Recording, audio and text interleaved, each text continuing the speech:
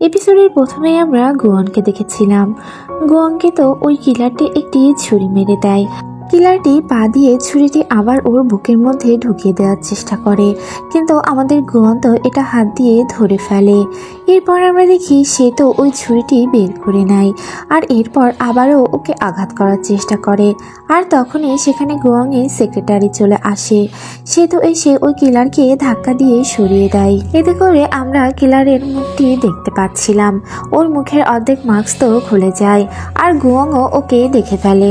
গুয়নের secretary জোরে কান্না করতে থাকে আর সবার কাছে হেল্প চায়। গুয়নের সেক্রেটারি তো তার হাত দিয়ে ওর বুকটা চেপে ধরে, এতে করে যাতে রক্ত একটু কম বের হয়। এরপর আমরা দহিকে দেখতে পাই। দহি তো ওই পুলিশ অফিসারের সাথে কথা বলতে থাকে। তখন সে জানায় যে উপর থেকে আমাদের অনেক প্রেশারাইজ করা হচ্ছে আর এই জন্য তোমাকে গ্রেপ্তার করেছি আমরা। এরপর আমরা দেখি একটি লোক এসে একটি খবর দিয়ে যায়। উনি বলে যে গুয়নকে ছুরি দিয়ে আঘাত করা হয়েছে। এটা শোনার পরে দহি প্রচুর কান্না করতে থাকে। সে অনেক ভেঙে পড়ে আর বলতে থাকে যে আমি ওর কাছে যেতে চাই। গুয়নকে তো হাসপাতালে নিয়ে যাওয়া হয় আর এরপরে আমরা দেখতে পাই আমাদের দহিও তো গাড়িতে করে ওর কাছে আসছিল। এরপর আমরা দেখি ওর সেক্রেটারি আর ওই মেয়েটি ডাক্তারের সাথে কথা বলে। ডাক্তার এসে বলে যে এর সার্জারি করা হয়ে গিয়েছে, কিন্তু ওর অবস্থা খুবই ক্রিটিক্যাল আছে। ও আজ রাতে আর বেঁচেও না যেতে পারে। তোমরা তার জন্য প্রে করো। এরপর আমরা দেখি দহি তো হাসপাতালে পৌঁছে যায়। ও দৌড়ে গিয়ে গুয়নের রুমে যায় আর গিয়ে দেখতে পাই সেখানে ওই সেক্রেটারি আর মেয়েটিও ছিল। ওই মেয়েটি তো দহিকে অনেক কথা শুনিয়ে দেয়। ওই মেয়েটি বলে তোমার জন্যই এমনটি হয়েছে, তুমি ওর জীবনে না আসলে তাহলে ওর এই অবস্থা হতো না। এটা বলে ওইখান থেকে তার সেক্রেটারি তো ওকে নিয়ে চলে যায়। এরপর দেখি দহি তো আমাদের গুয়নের কাছে যায় আর গিয়ে ওর হাতটি ওই ট্যাটুর উপরে লাগায় যাতে করে ও চার্জ পায়, কিন্তু এতে করে তো কোনো কাজই হচ্ছিল না। আর ওই ছেলেটিও বাইরে থেকে এগুলো দেখতে থাকে আর এরপর সেখান থেকে সে চলে যায়।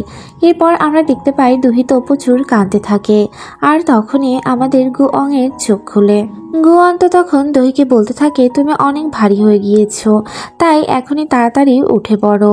আমরা দেখতে পাই দহি তো তখন ওকে জ্ঞান ফিরিয়ে দেখতে প্রচুর কান্না করতে থাকে। ও বলে যে আমি ভেবেছিলাম হয়তো তোমায় আর কখনোই দেখতে পাবো না। তখন গুয়ন বলে আসলে জিনিসটা খুবই ফানি, কেননা আমি আসলে মারা যাব না। এরপর আমরা দেখি আমাদের দহি তো এটা শুনে ওকে একটু আঘাত করে আর তখনই সে একটু ভয় দেখিয়ে দেয়। এরপর আমরা দেখি আমাদের গুয়ন তো ওকে বুকে জড়িয়ে ধরে আর বলে তুমি এইরকমই থাকো, তাহলে আমি অনেক বেশি চার্জ পাবো। আর এটা শুনে আমাদের দহি তো হাসতে থাকে আর ওকে জড়িয়ে ধরে। তখন আমরা দেখতে পাই ওইখানে ওই মেয়েটি চলে আসে আর ওদের দেখে ওইখান থেকে সে তো চলে যায়। এরপর দেখা যায় ওইখানে ওই ছেলেটিও থাকে, ও এই দৃশ্যগুলো দেখতে থাকে। এরপর আমরা ওই ভিক্ষুককে দেখতে পাই। সে তো আকাশের দিকে তাকিয়ে থাকে আর চারটি দেখে সে বলতে থাকে মেয়েটি তো ছেলেকে বাঁচিয়ে নিয়েছে, কিন্তু এরপরেও ওদের অনেক বড় বিপদ হতে পারে। এরপর দেখি যে আমাদের গুয়ন তো ঘুমিয়ে পড়ে আর দহি বসে বসে ওকে দেখতে থাকে। এরপর আমরা দেখি ওইখানে তো ওই ছেলেটি চলে আসে আর বলতে থাকে যে এখনই আমাদের চলে যেতে হবে, কেননা পুলিশ আমাদের খুব সাবধানে বের করে দিয়েছে, তাই আমাদের সময় মতো যেতে হবে। এরপর আমরা ওই মেয়েটিকে দেখতে পাই। সে তো সেক্রেটারিদের সাথে কথা বলছিল। সে বলে যে আমি গুয়নের জীবনে অনেক ইম্পর্টেন্ট একটা মেয়ে ছিলাম, কিন্তু দহি আসার পর থেকে সে তো আমাকে আর কোনো ইম্পর্টেন্সই দেয় না। ও না আসলেই ভালো হতো আর ওর জন্যই আমাদের গুয়নের সাথে এমনটি হচ্ছে। এরপর আমরা দহিকে দেখতে পাই। দহি তো ওই ছেলেটির সাথে গাড়িতে ছিল আর তখন সে বলতে থাকে যে তুমি কি আমায় কিছুই জিজ্ঞেস করবে না। তখন ছেলেটি বলে যে আমি তোমায় কিছুই জিজ্ঞেস করব না, কেননা তুমি কোনো উত্তরই দিবে না, এই জন্যই আমি তোমার কাছে কিছুই জিজ্ঞেস করতে চাই না। তখন দহি তো ওকে থ্যাঙ্কস জানায়।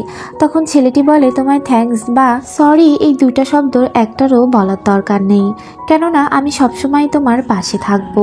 এরপর আমরা দেখি ওই মেয়েটি তো আমাদের গুয়নের কাছে যায় আর গিয়ে ওর মুখে হাত দেয়, কিন্তু আমাদের গুয়ন তো ওকে দহি ভাবে আর ওকে দহি বলে ডেকে বসে। তখনই ওই মেয়েটি হাতটি সরিয়ে নেয় আর সে সেখান থেকে চলে যায়।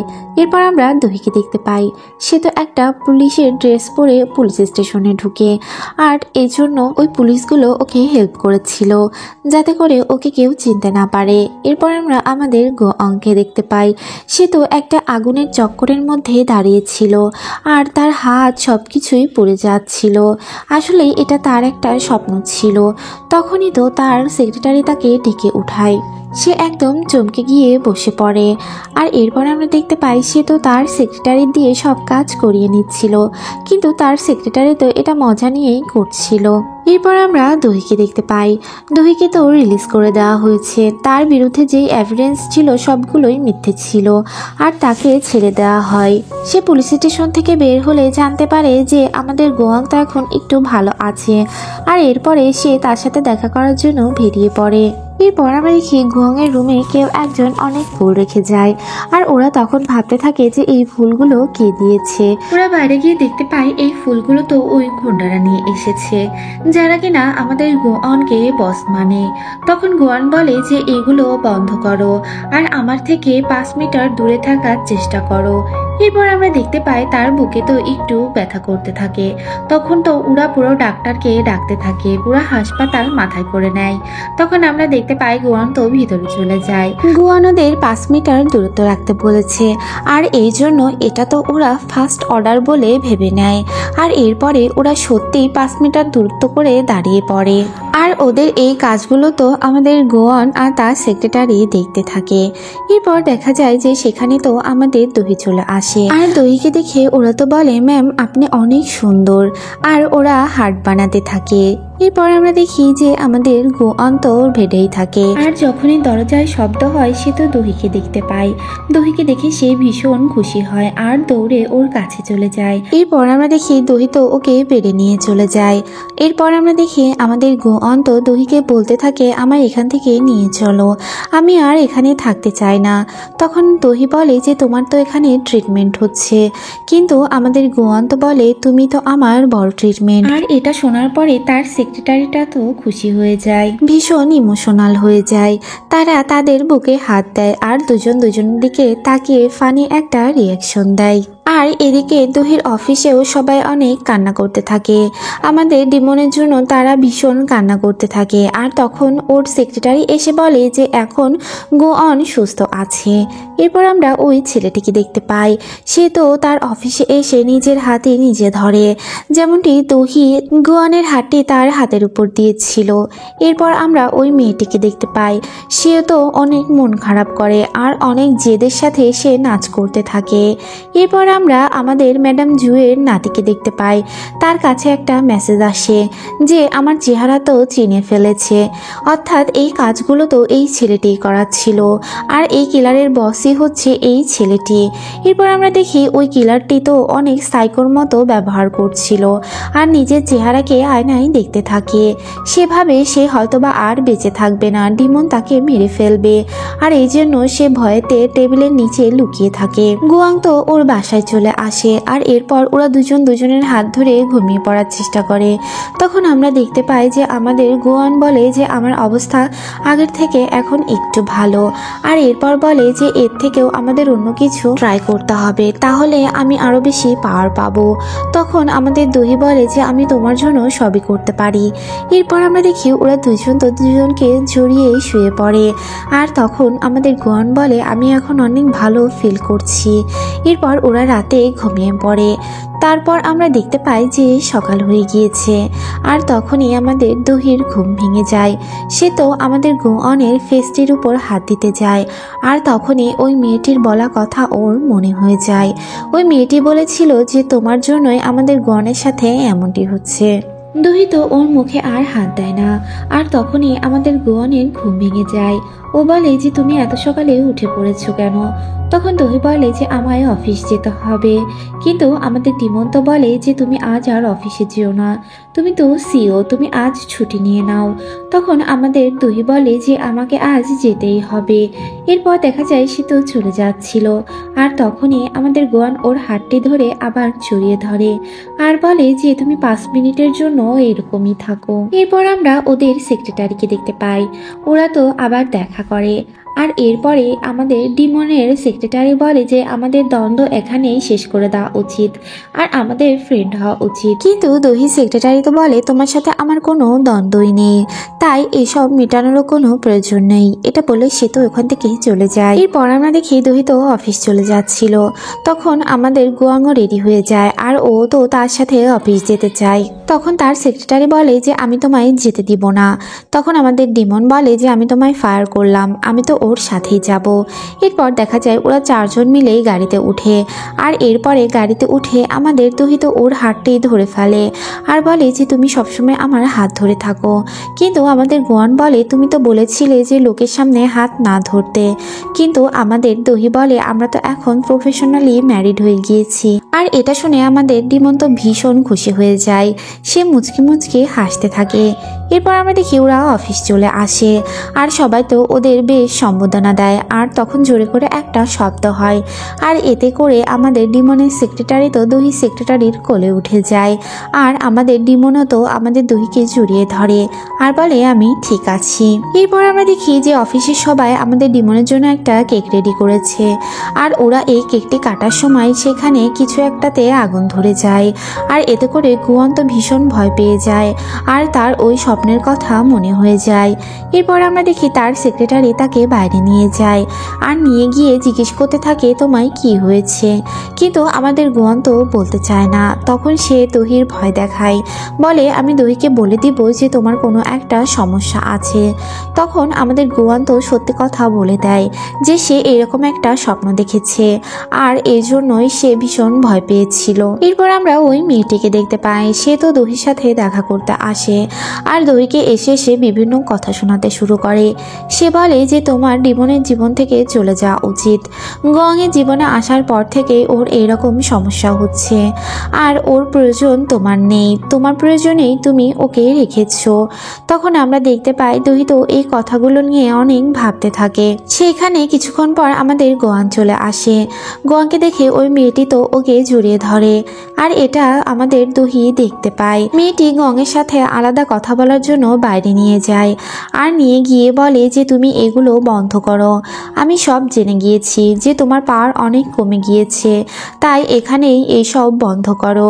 তুমি এই মেয়েটির সাথে থাকলে তুমি হিউম্যান হয়ে যাবে আর তুমিও মৃত্যুবরণ করবে, তোমার অনেক বড় একটা ক্ষতি হয়ে যেতে পারে। গোয়াং তো বলে তুমি এসব থেকে দূরে থাকো, এটা আমার ব্যাপার, তাই এগুলো নিয়ে তোমার নাক ঘামানোর কোনো প্রয়োজন নেই। এরপর আমরা দহি আর গোয়াংকে দেখতে পাই, ওরা তো বাসায় ফিরছিল কিন্তু দুজনের মনে অনেক খারাপ ছিল। এরপর আমরা দেখি ওরা রাতে আবারও ঘুমানোর চেষ্টা করে, গোয়াং তো ঘুমিয়ে যায় কিন্তু পাশ থেকে দহি উঠে পড়ে আর বাইরে গিয়ে ম্যাডাম জুয়ের কথা মনে হতে থাকে। আর কিছুক্ষণ পর সে দেখতে পায় সেখানে ম্যাডাম জু ছিল। ম্যাডাম জু বলে যে তুমি একটা মৃত মানুষকে নিয়ে কেন এত ভাবছো।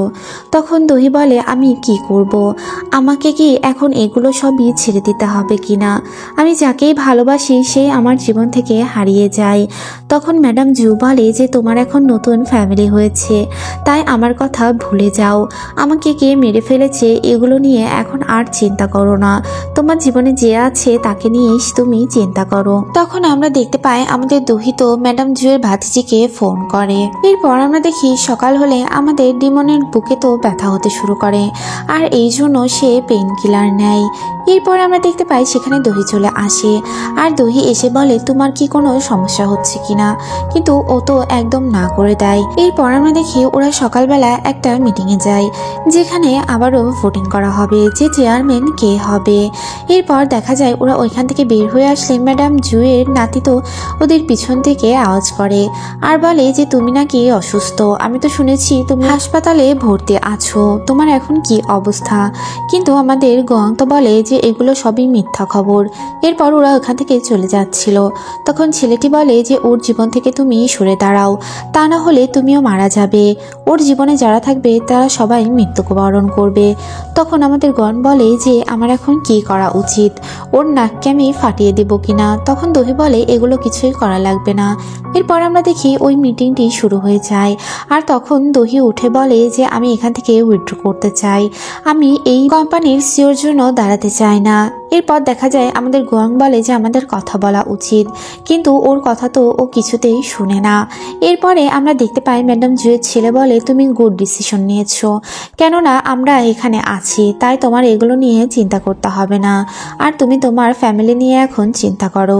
এরপর দেখা যায় যে দহি বের হয়ে আসে আর আমাদের গোয়াংও ওর পিছন পিছন আসে। গোয়াং তো দহিকে বলে তুমি এই কাজটি কেন করলে? তখন দহি বলে আমি একটা সাধারণ জীবনযাপন করতে চাই, তাই এই ঝামেলাগুলো আমি আর চাই না। তখন আমাদের ডিমন বলে যে আমার চোখের দিকে তাকিয়ে বলো। তখন দহি তো বলে যে আমি তোমার জন্য এটা করেছি, কেননা তুমি অনেক উইক হয়ে গিয়েছো আর তোমার পাওয়ারও এখন কাজ করে না, আর তুমি তোমার নিয়ে ভাবনা করো, আমার নিয়ে তোমায় চিন্তা করতে হবে না। এটা বলে তো ও ওইখান থেকে চলে যায়, কিন্তু গোয়াংয়ের বুকে অনেক ব্যথা হতে শুরু হয়, আর উপর থেকে এই সব কিছুই ওই ছেলেটি দেখছিল। এরপর আমরা দেখি কিলারের কাছে SMS আসে আর তাকে জানানো হয় তুমি সেফ থাকবে, কেননা ডিমন তোমায় চিনতে পারেনি। এরপর আমরা ওই ফ্যামিলিকে দেখতে পাই, ওরা তো সবাই মিলে খাবার খাচ্ছিল আর এসব কথাই বলছিল। তখন ওই ছেলেটি বলে এখন আর কোনো টেনশন নেই, এখন বাবাই চেয়ারম্যান হবে। এটা বলে সে তো উঠে যাচ্ছিল, কিন্তু তার বাবা তাকে অনেক জোরে করে একটা ধমক দেয় আর বলে যে খাবার শেষ করে যাও। আর ছেলেটি এসে লক্ষ্মীর মতো বসে খেয়ে নেয়, কিন্তু ভিতরে সে অনেক রাগান্বিত থাকে। এরপর আমরা গোয়াংকে দেখতে পাই, সে তো এই কথাগুলো নিয়ে ভাবতে থাকে আর তার ভীষণ মন খারাপ হয়। আর এদিকে আমাদের দহিও এই কথাগুলোই ভাবতে থাকে আর তারও ভীষণ মন খারাপ লাগে। এরপর আমরা ম্যাডাম জুয়ের ভাতিজিকে দেখতে পাই। আমরা দেখতে পাই যে ফ্ল্যাশব্যাকে ওকে রাতে আমাদের দহি ফোন করেছিল আর ওকে ডেকে বলেছিল যে আমি উইথড্র করব, আমি একটা নর্মাল জীবনযাপন চাই, আমার মা বাবাকে আমি ভালোবাসতাম আর তারা আমাদের জীবন থেকে চলে গিয়েছে, আবার ম্যাডাম জুও আমার জীবন থেকে চলে গিয়েছে, আমি চাই না যে গোয়ানেরও এই একই অবস্থা হোক। এরপর দেখা যায় ছেলেটি বাইরে আসছিল আর তখনই আমাদের গোয়ান তাকে গিয়ে ধরে ফেলে আর বলে যে তুমি আমায় বলো কেন দহি উইথড্র করলো। ছেলেটি তো ফার্স্টে কিছুই বলতে চায় না। তখন আমাদের ডিমন তো ওর কলার ধরে আর সত্য কথা জানতে চায়। তখন ছেলেটি সব সত্য কথা বলে দেয় যে তোমার জন্যই দহি উইথড্র করেছে, সে তোমাকে হারাতে চায় না। এরপর আমরা দেখি ও তো বাসায় এসে আমাদের দহিকে খুঁজতে থাকে, কিন্তু ও তো খুঁজে পায় না। এরপর সে ওকে ফোন করে, সে দেখতে পায় ফোনটি ওইখানে আছে আর ফোনটিতে ওর নাম্বার সেভ করা আছে যে গোয়ান দা সেভার। এরপর আমরা দেখি দহি তো ওই গার্ডেনে আসে যেখানে ম্যাডাম জু আসতো, আর এরপরে সেখানে কিছুক্ষণ পর আমাদের গোয়ানও চলে আসে। সে এসে বলে যে তুমি তাড়াতাড়ি আবার ফেরত চলো আর তোমায় ফাইট করতে হবে। তখন দহি বলে যে আমি আর ফেরত যাব না, আর আমি এগুলো আর করতে চাই না, আমি সাধারণ জীবনযাপন করতে চাই, আমি আবার বাবা মাকে হারিয়েছি, আবার ম্যাডাম জুকেও হারিয়েছি, আমি তোমায় হারাতে চাই না। তখন আমরা দেখতে পাই যে আমাদের গোয়ান্ত সে তাকে কিস করে দেয় আর দহিও এটা একসেপ্ট করে নেয়, সেও কোনো বাধা দেয় না। আর এইখানে অনেক সুন্দর একটা রোমান্টিক মোমেন্ট সৃষ্টি হয়, ওরা দুজন দুজনকে যে কতটা ভালোবাসে এখানেই আমরা বুঝতে পারি। আর এই মোমেন্টে এসে আমাদের এপিসোডটিও শেষ হয়ে যায়। এপিসোডটি ভালো লাগলে চ্যানেলটিকে অবশ্যই সাবস্ক্রাইব করুন, লাইক করুন, কমেন্টস করুন, আর পরবর্তী এপিসোড দেখতে চ্যানেলটির সাথেই থাকুন। Thanks for watching. আল্লাহ হাফেজ।